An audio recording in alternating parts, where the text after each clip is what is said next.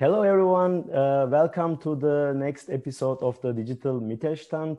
Today, I have Daniela Fink with me, and I'm so excited, not because she's so experienced, but also with concepts like new work in the Mittelstand and the soft skills we will touch upon is so important for me personally, so that I will learn from her and hope you will too. So, Mrs. Fink, can you please introduce yourself to us?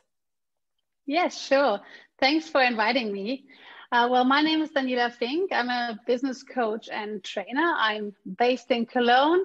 I'm doing this job for more than 10 years now. And before I was leading myself in the media industry. So I did a lot of big TV shows with about 200 employees. So it's always a big thing to do with a lot of people. And I still use this experience as well as all the experience I made in the past years in different companies for my daily business. What I do as a daily business is first I do coachings, one-on-one settings with leaders. So I'm specialized on the topics leadership and strategy. And I have clients like big companies, also a lot of Mittelstand, and also startups. So it's a very interesting mixture. Yeah. And yeah, I have those clients from for my coaching. So we do like leadership topics. It's a lot of variety in this topic, of course. Then I do leadership trainings as well as meetings, feedback, all this regarding trainings. And of course, I do team workshops and like big workshops for mission statements, which is also, a start for new work in Mittelstand, if we're going to talk about that later. So the way I work is very agile, but also interactive. So for me, it's always important for people to learn, and we can just learn by doing it, right? So you have to, on one hand, you have the theoretical input, and then you have to make it happen. And so this is really important to me, so that we have a lot of group work, exchange, and also work on the transfer into the job. And yeah, that's I think the most interesting and important thing for our podcast listeners today, to get a short impression of me. Yeah, well, thank you for the introduction. And you have touched on a bit interesting points like new work, and you said Mittelstand. So combining these two is very interesting, because I always hear from people related to Mittelstand, they say it's not very possible to have the new work rules in Mittelstand. And I would like to go against it and say, of course it is possible. Why shouldn't it be it? And I think with your experience, it would be a good starting question if I ask how we can apply the new work concept to especially to the German Mittelstand. Yes, well, I think it's not that complicated if we look on the factors of new work. And sometimes people are just afraid or don't know exactly what does it mean new work. They just have simple visions or heard something or read something, and maybe they're confused or just frightened because they're seeing that they're lacking maybe just simple things like the broadband technical competencies. But it's really easy now, because we could just start with the factors of new work, which I'd like to explain, and maybe then it gets much clearer, and people have a clear vision of what it means, what is new work. And I think it's no big difference if we talk about new work in Mittelstand or in bigger companies, because the factors are the same, right? So I think the first thing is, of course, digitalization. It's the topic of our time. And this year with COVID has shown us that we really have to push forward, and that we have to get into that concept even more, especially in Germany. We saw lack of technical competencies in schools, in official buildings, in even the companies itself, and we all had to, and it worked out at the end, right? So everyone now looks back and says, well, it was a little bit messy at the beginning, but we figured it out and it worked out, and it's really overwhelming because it works. And so I love that this point of digitalization really got a push from this year's fate, so to say, right? So yeah, that's the first thing. Digitalization is the basis of new work, of course. Well, then we have the individuality, which means that we are getting a new form of culture. Maybe we can talk about culture too later, because it's really important to give employees the opportunity to fix their own goals regarding performance and learning as well, so that they can develop their self-reflection and their own goals. And it's important to bring employees and management together to talk about strategy, so that we have all views, all perspectives, not just the management perspective, because depending on how big the company is, well, you have a large number of people and processes in between the management. And so it's really important to get those two perspectives and all in between together. So this is about individuality. And of course, what we learned this year, we have to make new concepts of offices. Yeah, so there's a lot, and this is what we went to many discussions this year about offices. So because we learned, yes, home office needs some like a table and a chair, and you need the connection, of course, you need some earphones, microphones, those small things, but it works out. So what about the offices now?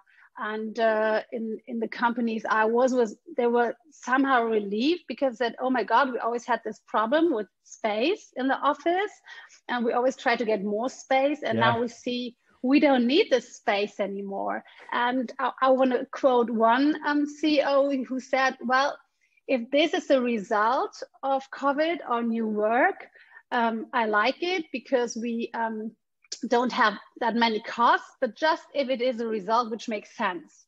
So let's don't do new work just because we can cut down our costs for the offices, right?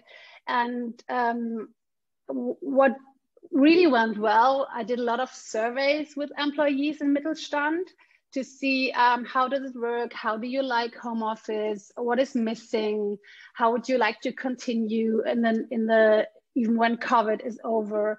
And I know most of them said, well, we love it if it's a mixture, if it's not 100%, because now we come back to the culture, because I like to see my colleagues also and meet them in the kitchen and have a coffee and talk, or just have a walk together or lunch together. So this is so important. And regarding the new concepts, the new office concepts, I think we will have a mixture in the future. So Mittelstand sees here an advantage as well. Yeah, I think you summarize it, and it's not only your perspective, but the results of the research that you have made. So it's not only you, it's not only me, but it's also the real people that working in Mittelstand are already seeing the value. And as the COO you have quoted as one example, but I think you have mentioned something very important, that's the human factor. And in digitalization, of course, the human factor is so important. For me, it's the most important part of the digitalization. And then I want to combine it with the culture, and the culture requires a change management because of the digital transformation and the new work. So whole together, it means that we will change, our culture will change, the way we work will change, is changing. And what's the role of change management then for the digitalization, especially for the Mittelstand? Well, change management is, of course, based on the human behavior regarding also psychological fears, yeah, right, what we talked before, and it defines also ways to motivate them. And this is where we can connect back to the factors of new work, like the individuality, like to talk about what is the strategy, what makes sense when we talk about it all together and work on that, the office concepts. And I like to add the 3 more factors of new work regarding also to change management. And then we can maybe talk even more about the change management and the change curve and everything that belongs to this. So we had the digitalization as factor 1, factor 2 is individuality, factor 3 is the new office concepts of new work. And then we have 3 more, like the flexibility. The flexibility we all learned now to start somewhere in the morning, to work wherever you like to, or wherever you want to. So we have to differentiate between the home office situation we have now, but real remote work, what it's called, means that you're even not linked to a place, right? So you could sit now in Hawaii and me sitting in LA and someone else sitting in Turkey or wherever, and we would all work on that. So this means flexibility. In Mittelstand, of course, we have to be realistic.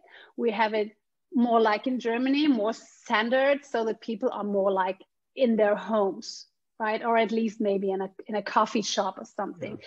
But the flexible work concept regarding time, workplace, and location makes an effective work life possible. And then we have, of course, as a 5th factor of new work, the very flat hierarchies. And it's more like a modern democratic approach.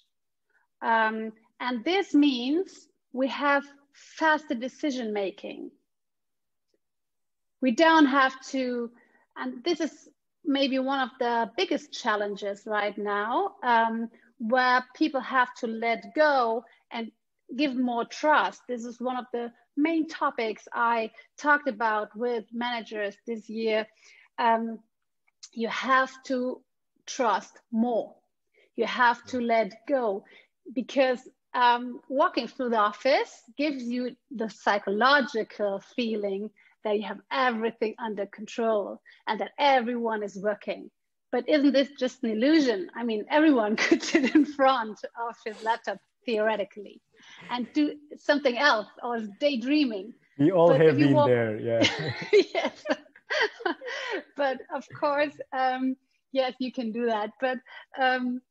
But of course, you cannot see it from the outside if somebody is really working or just daydreaming. So this is just a psychological illusion, I'd like to say, that you have everything under control, right? So this year, my most liked quote was, "Relax, nothing is under control." So this is, yeah, but this is, yeah. Because everything changed so much and so often in every business this year. We really, yeah, developed our resilience, right? Yeah, so this is, trust is one of the most important things, and it's really hard for people who did a lot of micromanaging, and it's not just about CEOs, it's about every level of leadership, which is affected by this. And so the flat hierarchies are a chance to have faster decision making, which doesn't mean that there's no leadership. No, that the leadership has to be even stronger. Yes. But like in Scrum, like in all agile methods, leadership has to be very strong and very clear, which doesn't mean that you cannot discuss, right? But more collaborative, right? Yes, it's a very collaborative approach, exactly. Yeah, and this brings us to the last factor. It's agility, that structures and processes are designed that they can adapt to new challenges, to things we've never thought before, like this year. This means really agility. So we all had to be very agile this year, and we will have to be in the next years. So it was a catalyst for new work, digitalization, agility, for sure. Yeah, that's definitely. And that reminds me to my next question. But before I will go to my next question, which is very related to agility, I just wanted to ask more in the specific of, in Germany, the production is the main dynamo of the Mittelstand, right? It's in the DACH region. So this is Germany, Austria, and Switzerland. We produce things. So it has to be in a very specific physical location as well. But even though with these circumstances, I believe new work has a lot to offer to even where you have to go to the factory or to the office. So new work has a lot to offer. For example, what first thing coming into my mind is the individuality. So by strong leadership, what I understand is to be in the shoes of the worker and also think in the worker's terms. How can I make her or his job better? So this is also new work, right? So what do you think about the companies that really should work in old school terms, but they don't have to work in old school circumstances, right? Yes, that's right. So this is more about the manner and the behavior. If you talk about working on a shop floor, right, or a production line. So this is more about the atmosphere. Of course, we cannot change a home office there, right? They have to be in the company. We cannot bring that concept to every single job. We have to be honest and realistic. But it's more about seeing everyone as a team and working together, and also building trust. And I do also like social competencies training exactly for this target group, because so often it's missed that also these people need training in behavior, because people just learn leadership the way they experience it themselves. Yeah, but it doesn't mean that it has to be right or good. And so it's really important to give also trainings on the shop floor to talk about social competencies, how to work with conflicts, how to gain trust, because they have a lot of shifts. And so I could talk like hours about this topic as well, but I think new work is more about different approach to personal relationships, to a more human relationship and approach. It's not just about doing a job, but also to see, to have a purpose in work and to understand the goals of the management. How can I cascade them right to every level? This is a very elementary job as a leader, to make goals understandable when the management board decides something. But what does it mean for someone who's on the shop floor? He will not relate to numbers. He has to understand what is my competency. How can I give? Why am I important to this company? And this is what everyone has to understand in his or her job, that he or she is important for the company, no matter how big or how small her work is or his work. Yeah, that's exactly, I believe, how new work should and hopefully will help these, especially the producers, the workers that really make the real stuff there, right? So I always emphasize with them, and as a leader's job is to make their work better. Not only his or her work. So, and I think you touched very good points when it comes to new work, how it could be transferred into a life of a shop floor worker as well, which is, I believe, also as equally important as all the other people working for the company, because that's how the future's work should look like, because we are lacking not only engineers but also shop floor workers. So yes. these are equally important. And you have mentioned that everybody should be trained, including like all the personnel. So I think this is a very valuable takeaway for the Mittelstand managers or owners, for sure, at least from my side. But you mentioned the last pillar of the new work is the agility, and agility reminds me the agile working method, which I love, and I personally apply them in my daily life as well to my own work, and I'm a big fan. But does agile methodology or types of so Scrum, for example, really bring value to the Mittelstand? Well, I think this really depends on the issues each department has. But what I can say is that the general concept of agile should be transferred. So the mindset, we talk about the growth mindset and the fixed mindset, which simply means if you have a growth mindset, you're open to change. You see challenge as a good thing, as a positive thing, and you see feedback as constructive. It's not like I take it personally. And challenges help me to grow. This is all about the growth mindset, and also, which is the hardest probably to learn and to accept, that failure is an opportunity to grow. And we always have to see, does this work? And this is where we have the link to the agile methods. If you do a sprint, for example, or like it's a loop process, right? Where you always go and see, inspect, are we on the right track? Is this the right way to go? Or do we have to adapt? Do we have to change something? So this is really important, to not just walk this way because we once decided we want to go this way, but to have more short terms of inspection and adaptation. And while the fixed mindset says, which is also a concept of Cologne, and I can only recommend the TED talk she gave a few years ago about the growth and the fixed mindset, which is really, inspiring. So to say, maybe you can link it too. Definitely. Yes, in the notes, that would be great. It's like a 10-minute talk, and it's so valuable.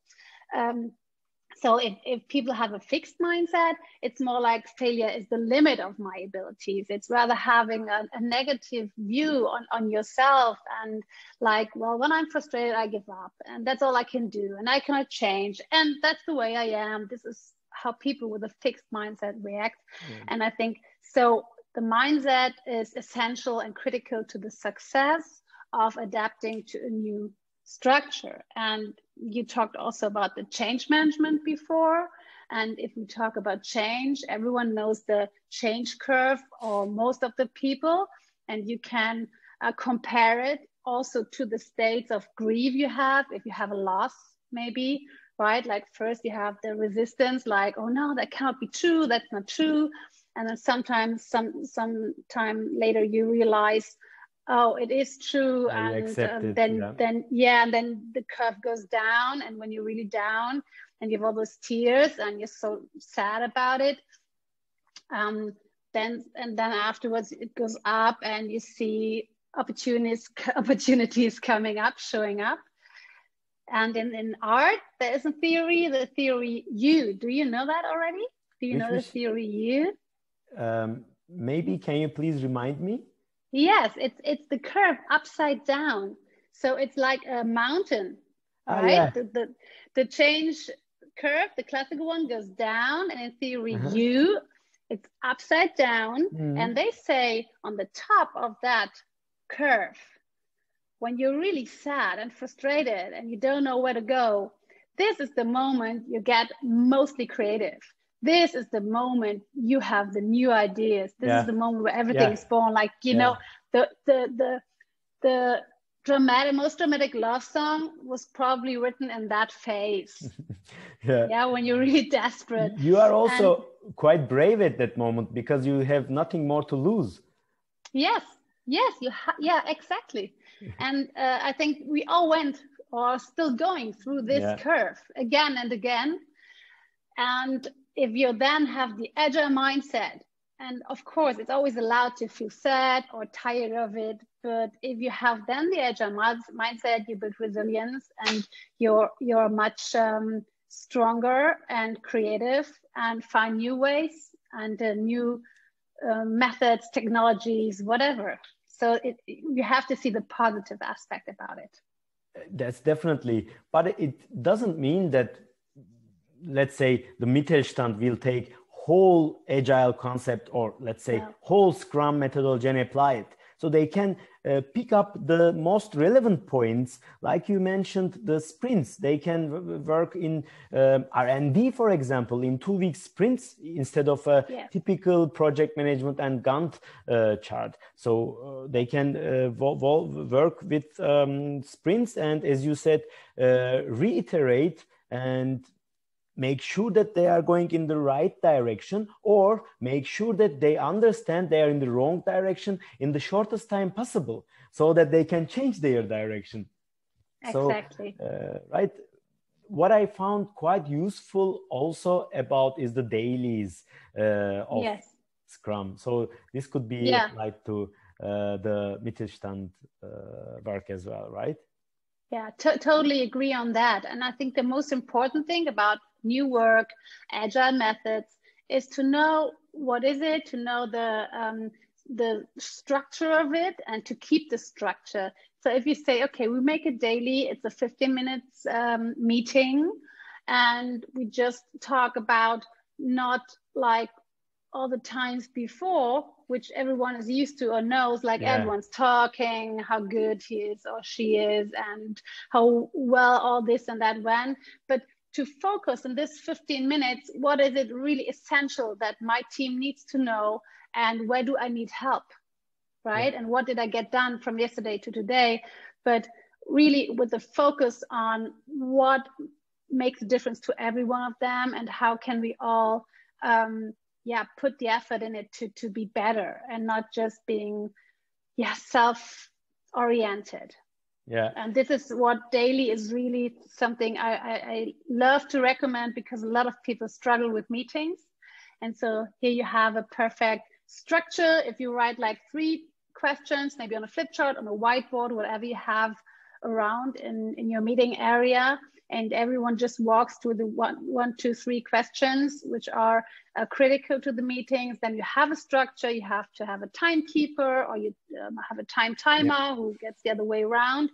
And this is something you have to rehearse with your team, and which needs leadership also in the meeting, like a moderator. But then it's a perfect method out of all those agile techniques.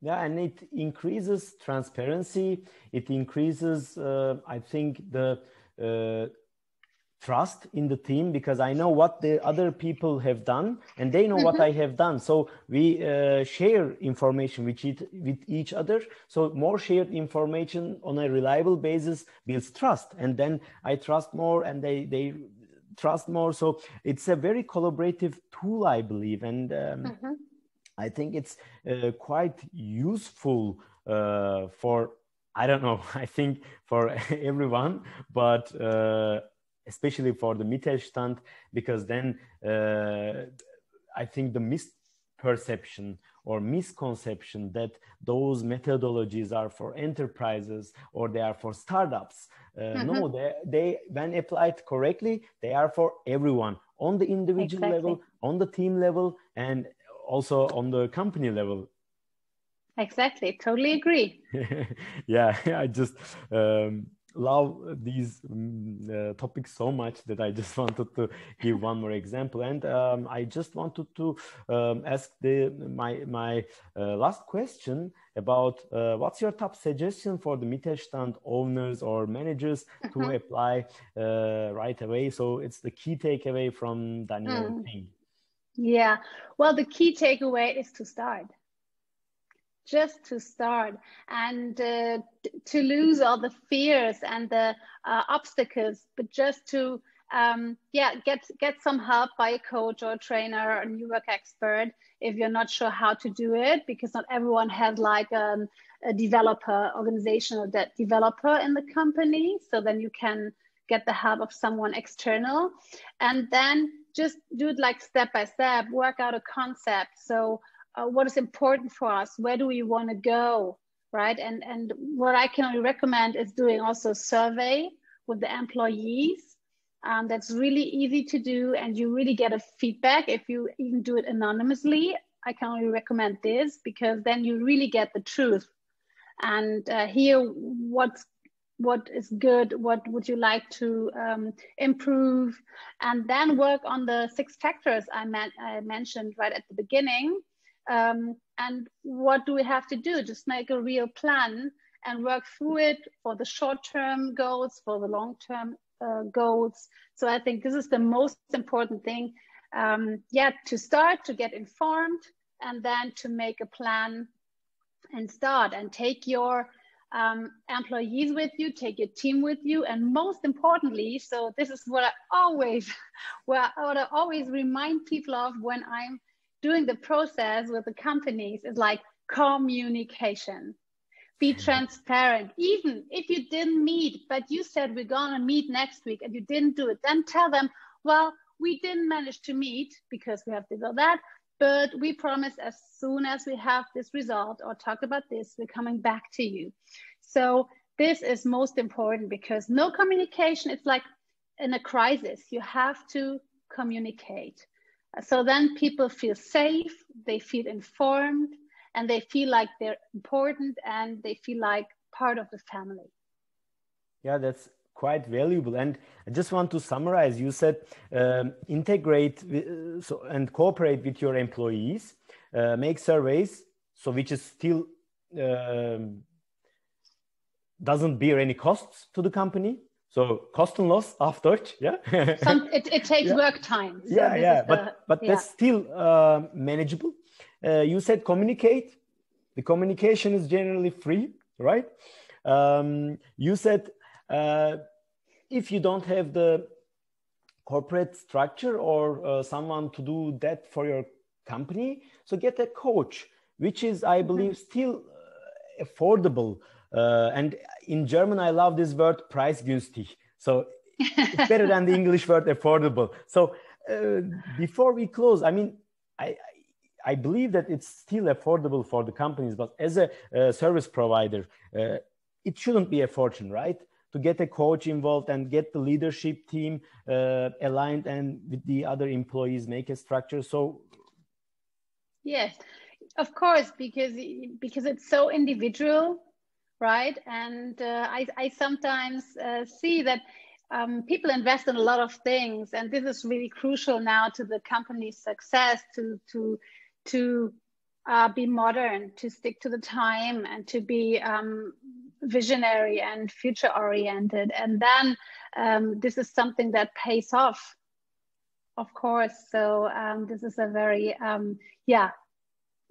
important and crucial thing to work on the vision, on the mission statement, which goes along if you start with new work in your company, first to see what are our core values, what do we stand for in our company, what do we need for the future, and to articulate the mission statement, what are our goals, what's our purpose, right? And then find out the factors. So yeah, that's a very valuable process for the whole company, and for being also future safe, so to say. Yeah, and it doesn't cost a fortune. No. Yeah, even if they include an external consultant or a coach, it doesn't cost a fortune. So that's important to know for the Mittelstand, I believe. Daniela, thank you for the conversation. I really enjoyed it. And I hope our listeners will enjoy it as well. But on my behalf, I thank you a lot for your contribution, your experience, and sharing them with us. So thank you. Thank you for having me. It was a pleasure talking to you, John.